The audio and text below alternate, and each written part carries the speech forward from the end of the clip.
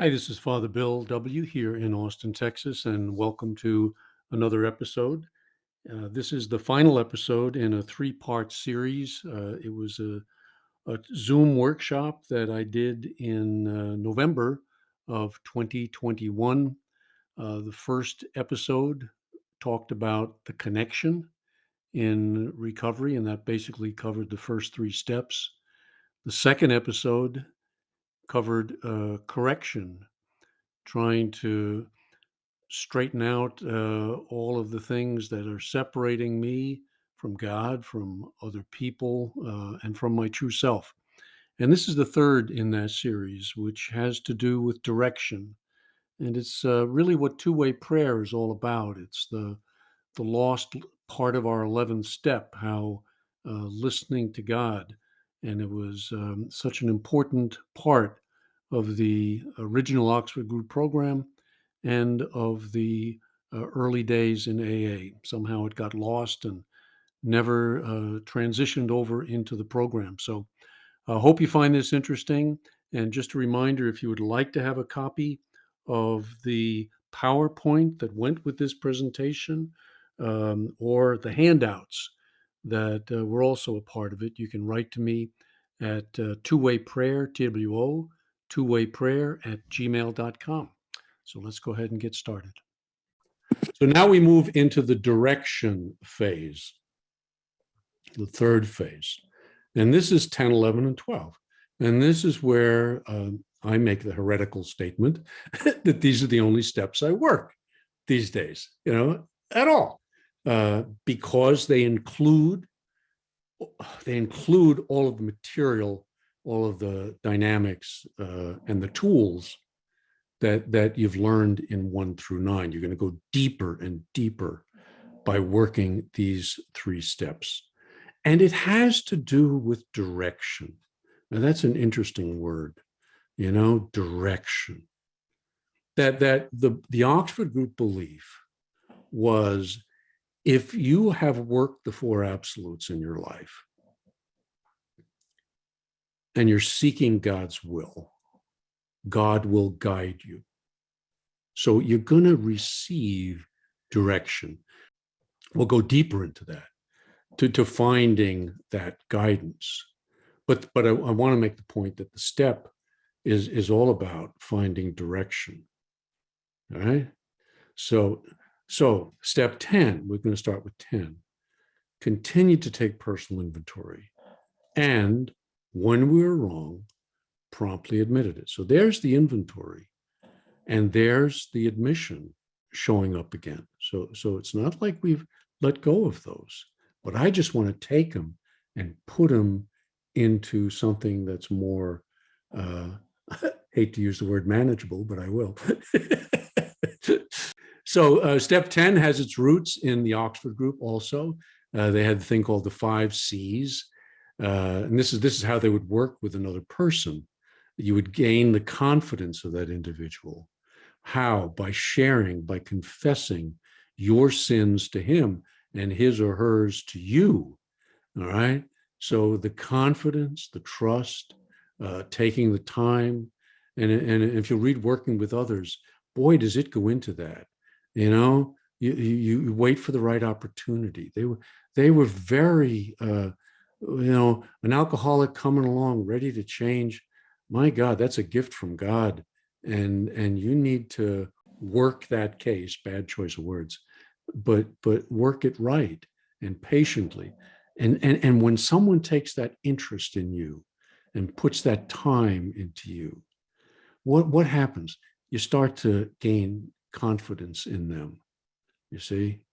And then comes the confession. All right. It's usually not going to happen until the confidence is there. And once the confession happens and you get a feeling of the release of that, comes the conviction phase. And the conviction phase is, I don't want to do that again. I don't want to be who I was. I don't want to go back to that. So it's a deeper conviction of moving closer to a new life. And then comes the conversion phase, which is the transformation, which is the change. But then comes step 10, what became step 10, the continuance. This whole process is not just a one-shot deal, but it's a way of life. It's a way of living, and it's going to take continued action as I go forward. So continue to watch myself. Shoemaker. We believe entirely that conversion is the experience which initiates the new life, but we are not fools enough to think that the beginning is the end.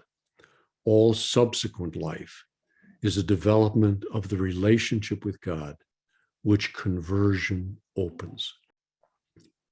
There is need for rededication day by day, hour by hour, by which progressively, in quiet time, the contaminations of sin and self-will are further sloughed off.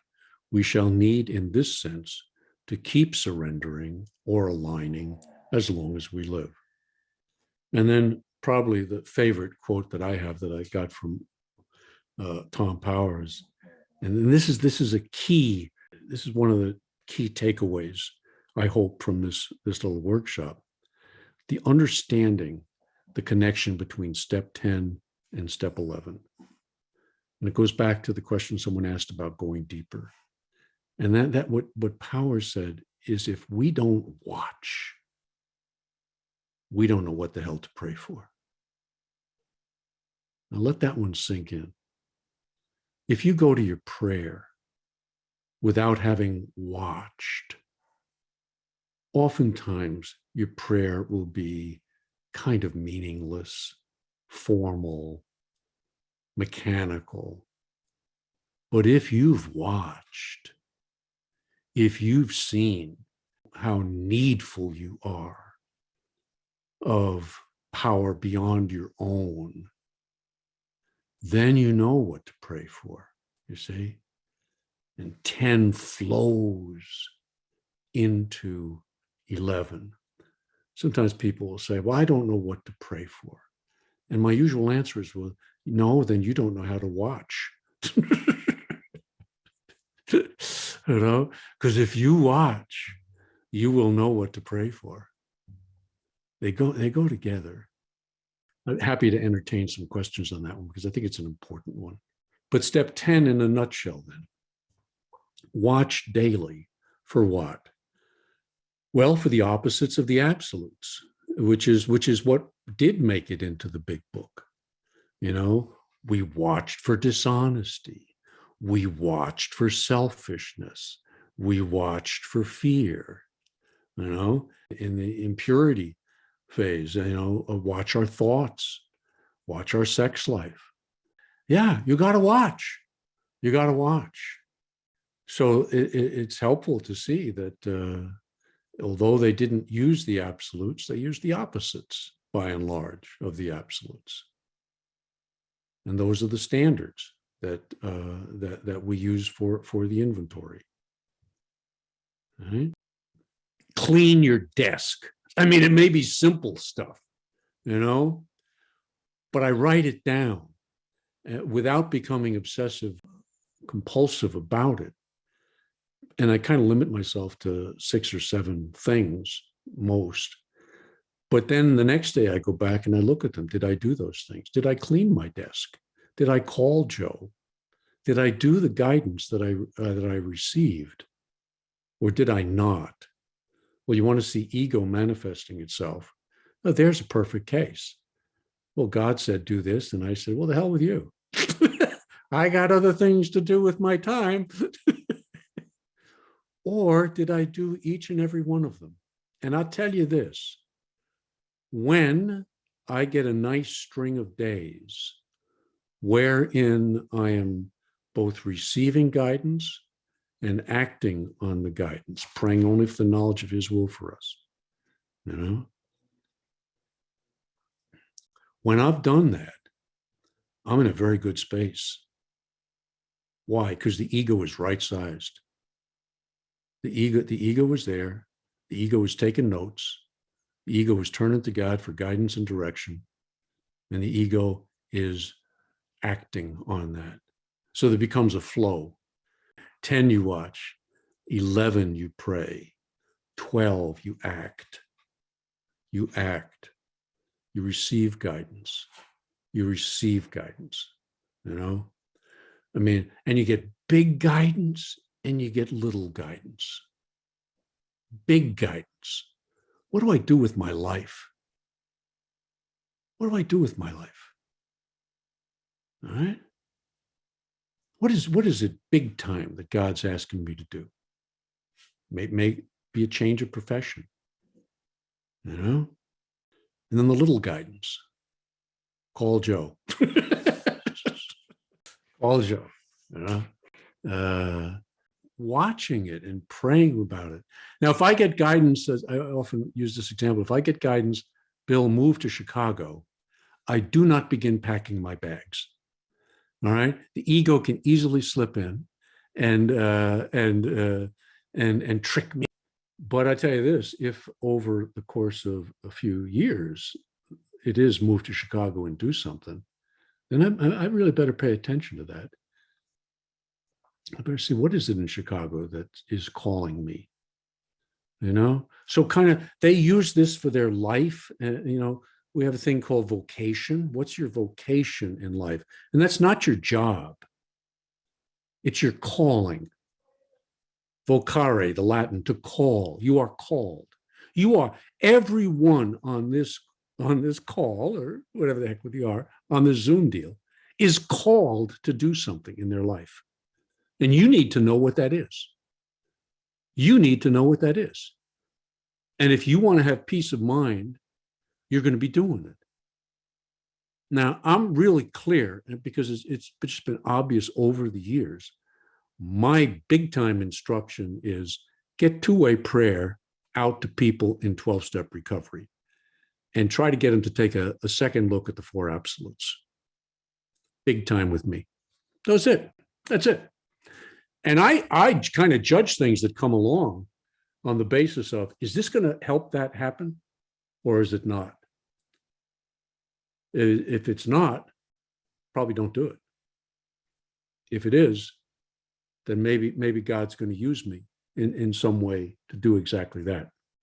You know, everybody needs meaning and purpose in their life. And that goes beyond just not drinking and not drugging. It goes to the depth of meaning and purpose. And one of the books that I read in early recovery was Viktor Frankl. You know, his work on finding meaning and purpose. He was a psychiatrist who lived in or was sentenced to in the Holocaust, you know, the concentration camp, and he was, and he watched people, and the people who lost their sense of meaning and purpose in life, they gave up. The people who clung to it, who hung on to it, they were able to last as long as they were able to last. You can go, he said, you can go without water, you can go without food. People can't go without meaning and purpose. So what's the meaning of your life? You know, what is knowledge, conscious contact with God, so that he's going to give you the knowledge of what it is. All right, I don't want to go off on this too much. They were, so this is AA literature speaking about the AA pioneers, how they looked at step 11. They were most ardent too in their practice of meditation and prayer. They felt that when people commenced to adhere to these high moral standards, the four absolutes, then God could enter and direct their lives. Under these conditions, every individual could receive specific guidance, which could inspire every decision and act of living, great or small. Following meditation and prayer, they practiced what they called a quiet time, asking God for specific directives. Pencil in hand, they wrote down what came into their minds. So the original program people believed God would give you guidance if you were working the four absolutes. That's critical to understanding. And I think in the handouts is kind of references to that in some AA literature. Because if you know this, then some of the words that are in the big book will take on a whole new meaning, a whole new meaning. They certainly did for me. Here's Dr. Bob's Morning Quiet Time from AA Literature. Dr. Bob's Morning Devotion consisted of a short prayer, 20-minute study of a familiar verse from the Bible, and a quiet period of waiting for directions as to where he that day should find use for his talent. Having heard, he would rigorously go about his Father's business, as he put it. Yeah. So it's a lot more than just reading a meditation book. It's finding that conscious contact with the God who is within. And where is he within? I believe he's within our imaginations, our intuitions, our synchronicities, that there's a happening, there's what the big book calls the fourth dimension of existence that we were not at all even aware of, that there is a connectedness, you see? And if I'm living my life within that flow of connectedness, I'm going to be peaceful, maybe hitting a lot of problems. Now, when I'm restless, irritable, and discontent, don't dismiss those. I got a new car a while back that has an indicator on it when I'm driving down the road and I'm leaving the lane that's marked. It's got little cameras and it starts beeping. And what's it doing? It's warning me that I'm straying from the right path. Well, I think of restless, irritable, and discontent the same way. If you're feeling them, listen to them. They're trying to tell you something. Get back on course. Get back on course. It's as simple as that. Beep, beep, beep, beep, beep, beep, beep. Good thing. Good thing. Restless, irritable, discontent. All right. What's happening? Ego's inflating. Ego's taking on more than it should. You see. A couple more things on 11 here. This is an important piece. This was real helpful for me. In 1938, Frank Amos, who worked for J.D. Rockefeller, Wilson was trying to get money out of Rockefeller for this New Deal, you see. And so he sent his man, Frank Amos, around to study what's going on and why these alcoholics getting sober in such good numbers. And now, interestingly, of the 110 members then in the program, 70 of them were in the Akron, Cleveland area. Well, that certainly is disproportionate to the population of New York City, where Wilson was. There were a lot more people sober in Akron and in Cleveland. And here's what he brought back studying these people. The AA members of that time did not consider meetings necessary to maintain sobriety. They were simply desirable. Morning devotion and quiet time, however, were musts. So he brings back to Rockefeller, why is this thing working? So, well, meetings are really helpful for these people, and they are. But morning devotion and quiet time, listening for God's guidance, was a must. Well, we've done a 180 on that in present day 12-step. And here's a quote from Bill Wilson. I sort of always felt that something was lost from AA when we stopped emphasizing the morning meditation. So that quiet time with God, that listening for guidance, that watching my life, that writing down the thoughts that come to me was a key part. And when I was 20 years sober, I had never heard of that. See, never heard of it. And that's the huge thing that has made such a difference in my program. it's not boring. It's exciting, you know. There's always more that God has for us to do. So step 11 in a nutshell: receiving guidance through conscious contact with God. Each morning, practice meditation. They would read and reflect on either scripture that they would read or guided books. And they were readers. They read spiritual literature, you know, the practice of two-way prayer, asking for guidance, either for a problem or for the day ahead. Listen for God's voice in response. And the use of imagination in prayer. We'll get into all this in the workshop. Write down the thoughts and the guidance that received. Continue doing it throughout the day. Pause when agitated. And then I'm just going to do maybe one, because we're running out of time here, a sample of a two-way prayer. So this is a woman who went to the workshop and sent me one of her prayers, one of her morning quiet time devotions. So, dear Heavenly Father, I've been struggling with self-loathing. I look in the mirror and I hate what I see. I feel so unattractive, unlovable. Please help me, Father. And I encourage people to then use a term of endearment when God's writing back to them. My precious child, it saddens me when you are hurting so. You are loved more than you could ever know.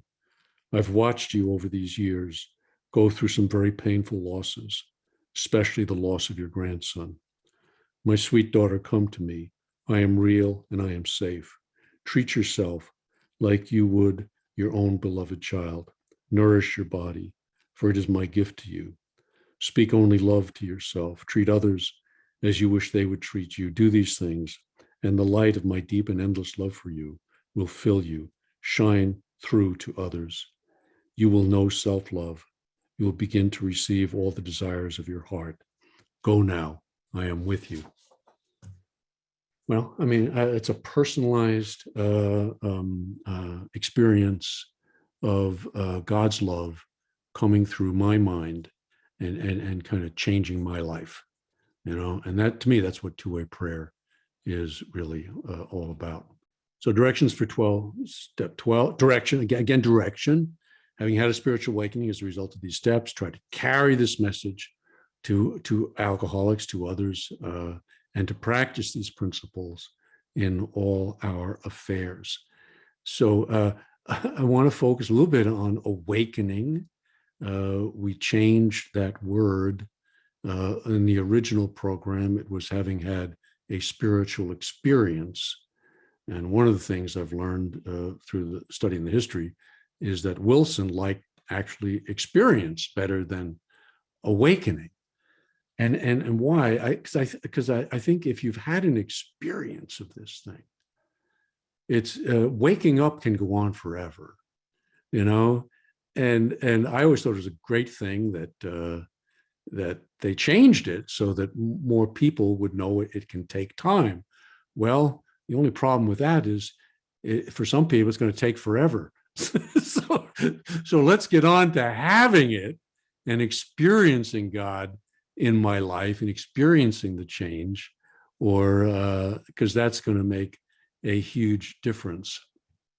And I'm going to, if I can not screw up my technical stuff here, I'm going to try to play Bill Wilson coming to my defense in this. So step 12, I guess it's kind of a nutshell. The main purpose of the steps is to bring about the psychic change or the conversion experience. Having experienced this, the people in the Oxford group then carried the message of change to others.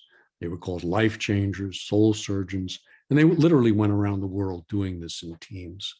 And they practiced these principles as a way of life. So I'm going to give you the reference here if I can find it now. Let me see if I can get Wilson. He may be out having a cigarette, but we're gonna find him. So amusing. It just shows you how things can get frozen.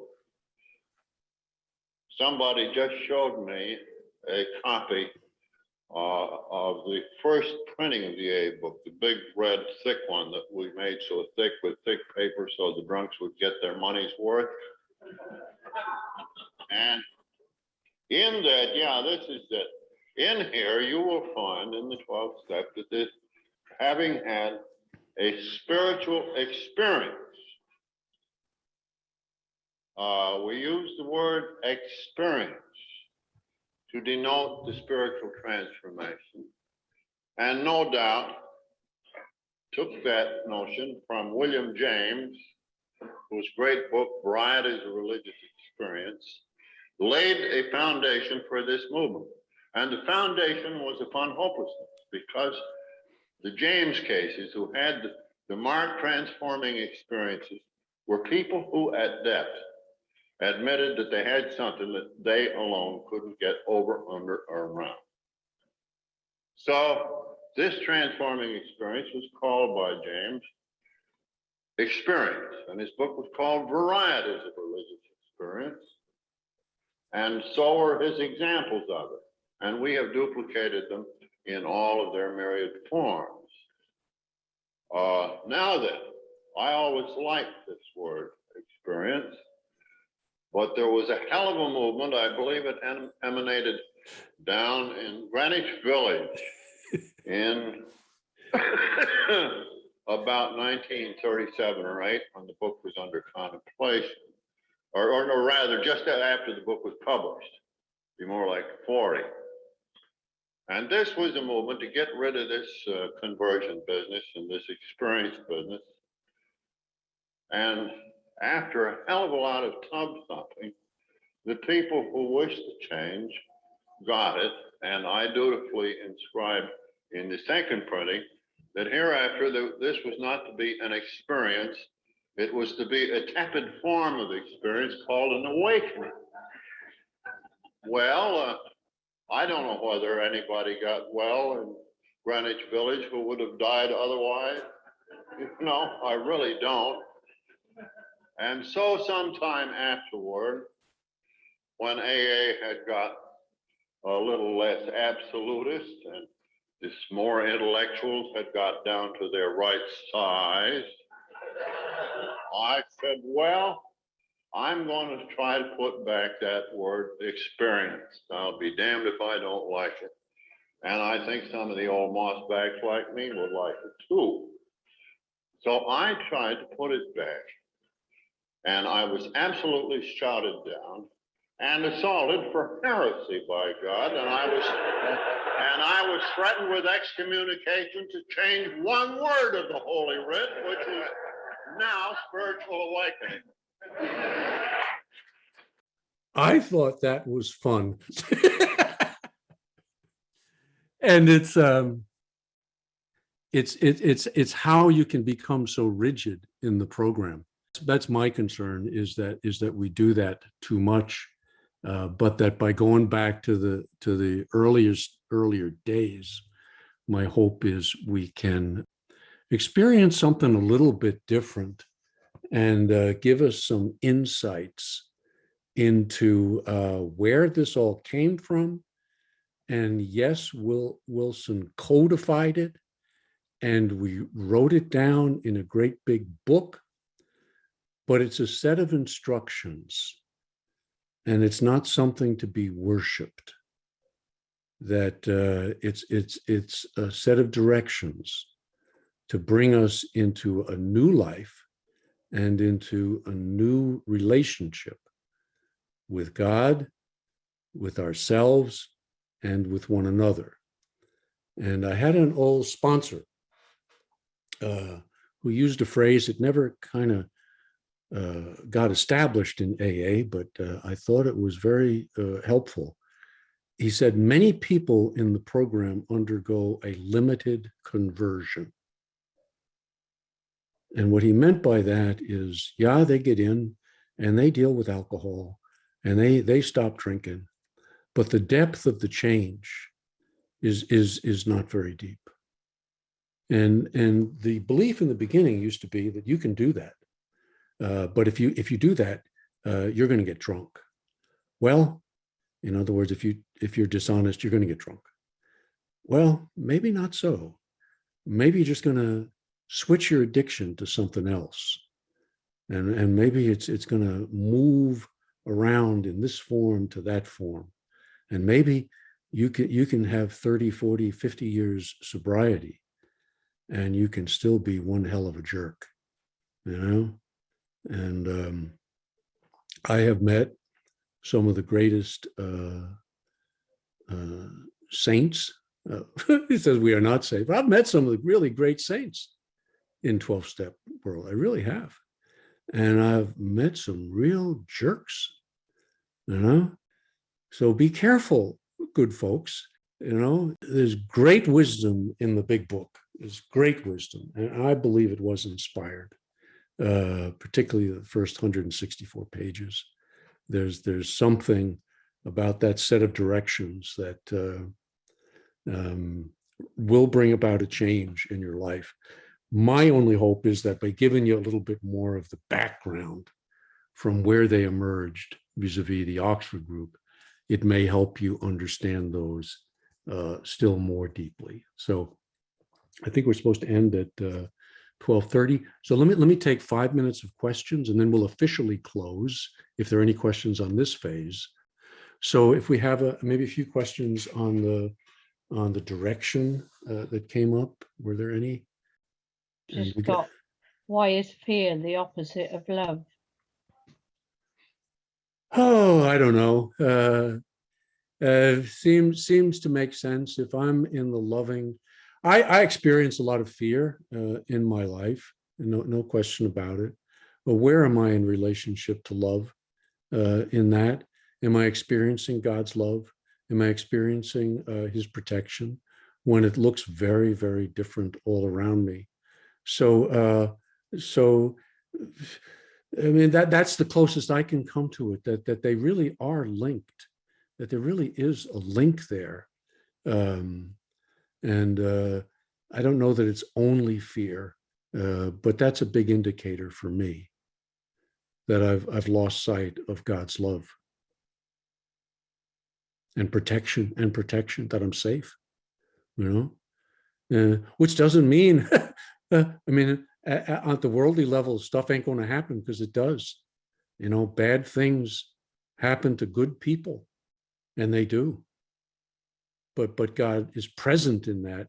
And my belief is suffering and loving right along with me.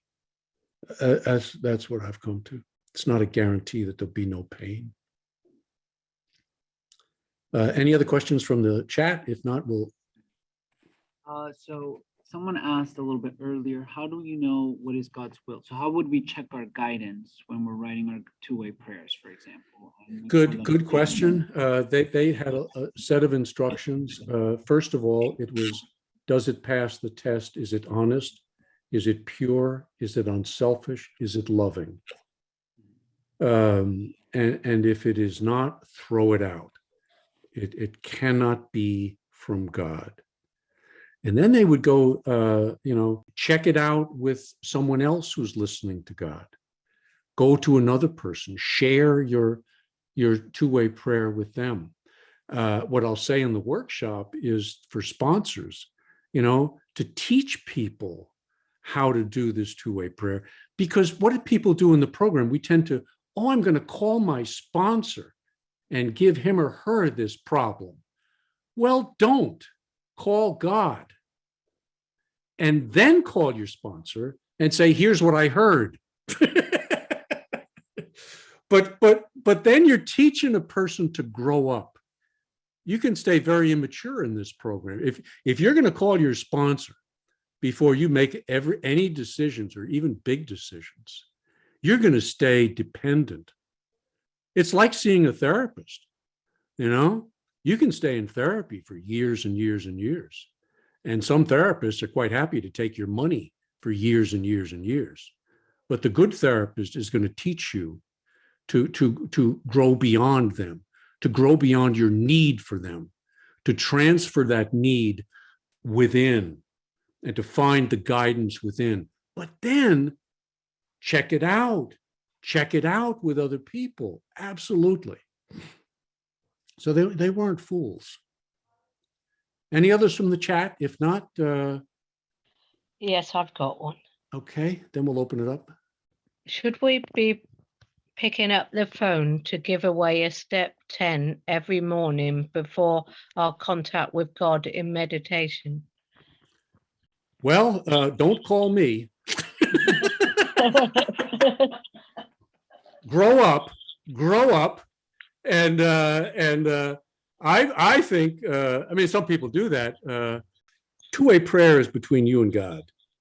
Now, I think there's a place for it to share it with other people, but it's primarily finding that inner voice, listening to that inner voice, writing down those thoughts, and then acting on those thoughts if they pass the test. Sharing that with other people. I didn't do that for 10 years. I mean, I did two-way prayer completely by myself for 10 years before some guy got in touch with me and said, "What are you doing?" And I told him, "I'm doing this crazy thing called two-way prayer." And he was, sober a long time. And he said, "Well, teach me." And I did. I taught him how to do it. And then we connected once a week.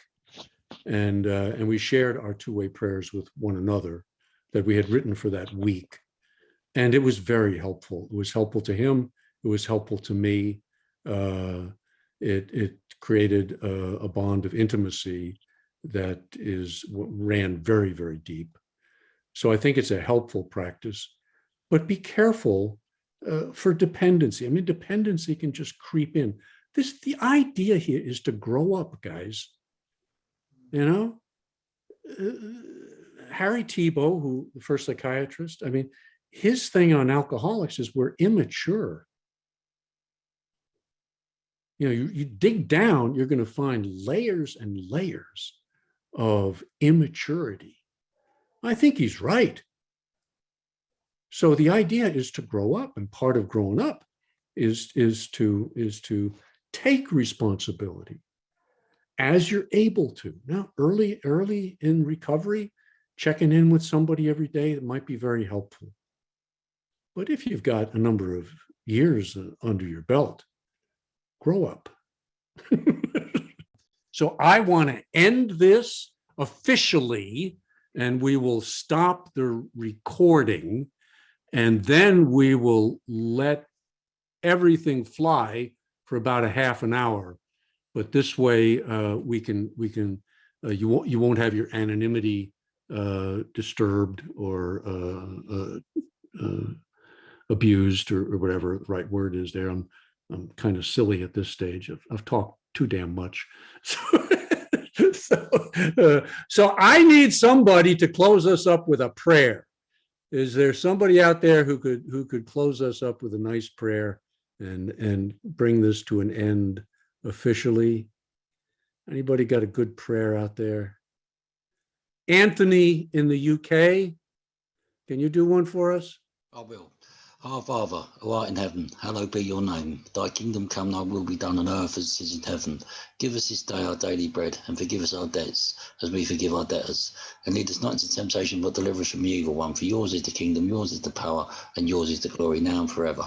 Amen. Amen. Thank you. So that's the final episode in our three-part series on the 12 steps. The hope was to make them a little bit simpler for people. God, we alcoholics and addicts can complicate the hell out of anything. So that was the idea behind it. Hope you did find that helpful. Just a reminder, if you would like a copy of the PowerPoint presentation that went along with this, or the handouts that we also gave out, you can just write me at two-way-prayer, TWO, two-way-prayer@gmail.com. And I'll be happy to get those out to you. Please visit our website, also by the same name, Two-Way Prayer, and be sure to sign up for the newsletter. We've got some good things coming up as we get to the close of 2021. I'm going to be recording a series of interviews with the author of a new book on William James, who contributed so significantly to the program of AA. His was the book that Wilson read when he had his spiritual experience, his awakening in Towns Hospital. I think it's going to be a really, really interesting series, and I'm looking forward to doing that. again, go and get the newsletter, and that'll have all the information. Or if you want flyers for upcoming events, for the workshops, we'll be doing them again starting in January, and plan to do one each month. I'll do one on two-way prayer, and then the next month we'll follow that up with this series that we just did on the 12 steps. So hope you found it interesting. If you did, pass the information along to a friend and keep coming back. God bless.